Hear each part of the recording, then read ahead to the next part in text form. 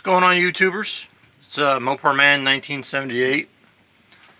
Want to do a short video, not a short, about a regular short video, but for the people that missed the live chat yesterday morning, for some strange reason it was on, somehow got on private settings, private only, even though it said public before I went live. And also I didn't realize that when I do a live on my cell phone, instead of having it turned sideways to do my regular YouTube videos, I realized about 5-10 minutes into the video or whatever that I needed to turn my phone upright. So apologize about that for whoever watches the first few minutes of that. I tried to get the video corrected. I don't know if it went through or not, but anyway, bring you up to speed. Let me step back here, I'll show you. I was able to, the old pop-up canopy was damaged by previous storms from last year, and all the snow and ice that collected on it, it just trashed it, and it finally just got to be a big mess.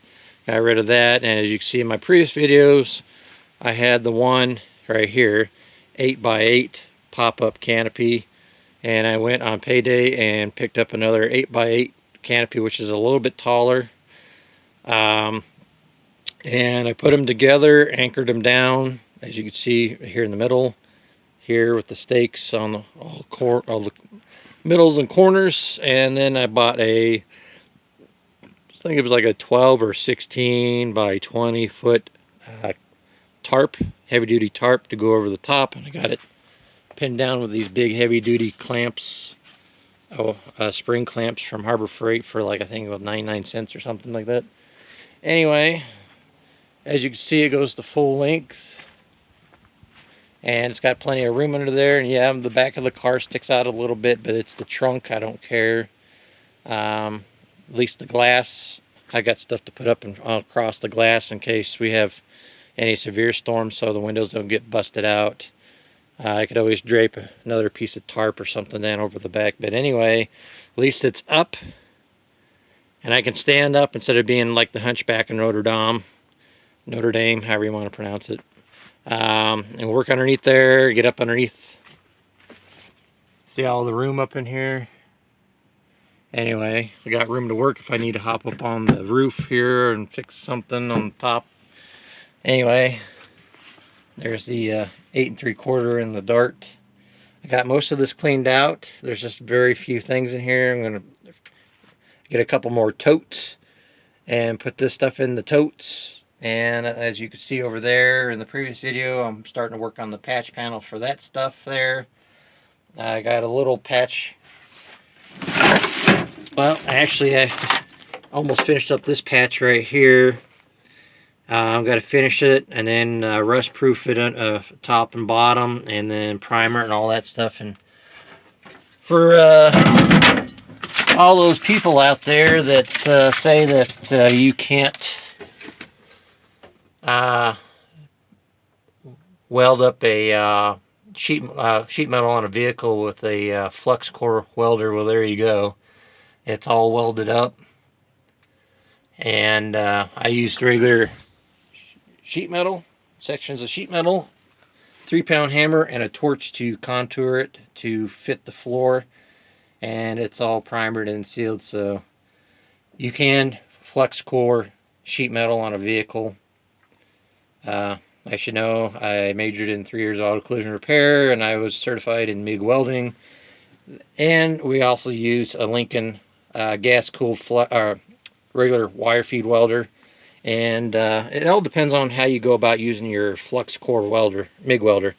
Anyway, as in the previous video, I got this big patch over here to do too, underneath these 2 buckets of fasteners, nuts, bolts, that sort of thing. I'm like Uncle Tony. Any little nut and bolt and washer and anything else I find, I put in these 2 big containers, and I hoard all that stuff for future projects and whatnot, repairs. But anyway, long story short, got the Pretty much got the timing and everything done. I haven't actually put the timing light on this yet, but I got it tuned by ear. Got the carburetor adjusted, the dwell, all that stuff. And I also use one of these. Focus, come on, focus. Well, let's see here. It's going to be a pain in the butt.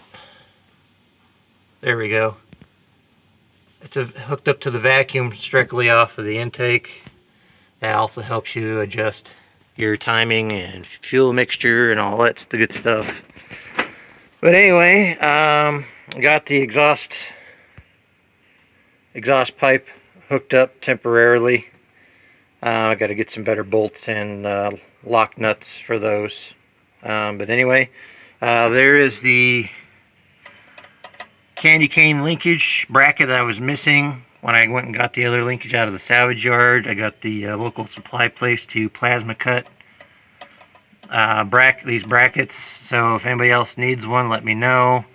I'm going to start selling them. I had to do a minimum order of 10.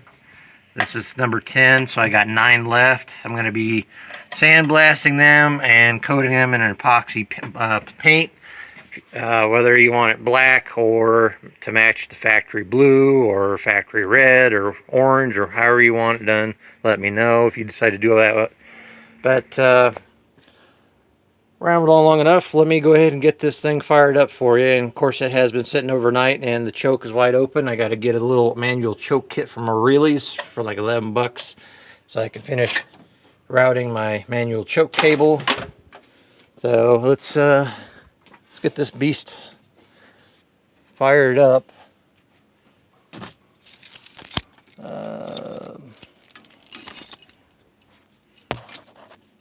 There we go.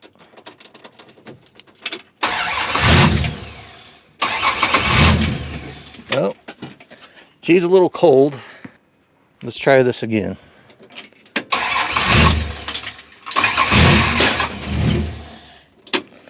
Well,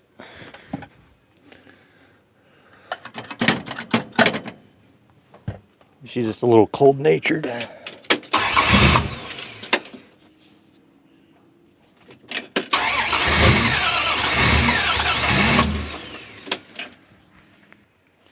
Alright guys, I found out what the problem was. I had temporarily the other day took this idle screw out in the spring, and what had happened was the vibration caused the idle screw to back out and basically choked the carb. So I got it in there. Let's try this one more time.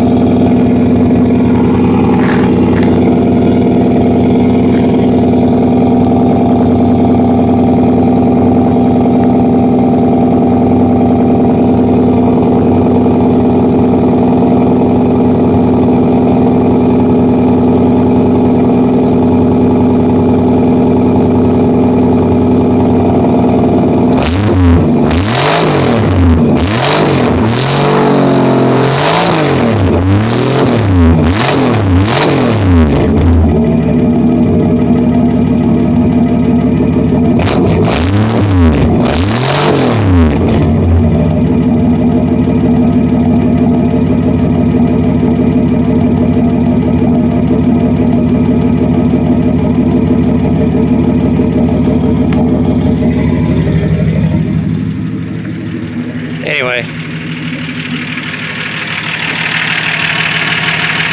as you can see, the fan is working properly, pulling a lot of air. No interference with the radiator like somebody tried to tell me on Facebook was going to happen, even under high RPM.